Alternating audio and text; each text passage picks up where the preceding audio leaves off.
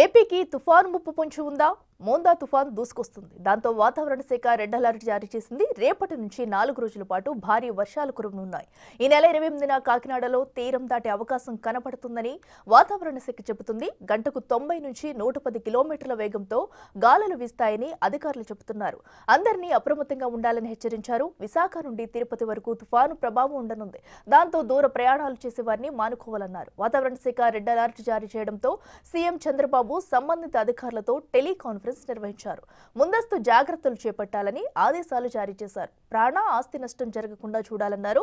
మోందా తుఫాన్ ఎఫెక్ట్ తో హైదరాబాద్ సహా తెలంగాణలోనూ భారీ వర్షాలు కురిసే అవకాశం ఉందని వాతావరణ శాఖ అధికారులు తెలిపారు.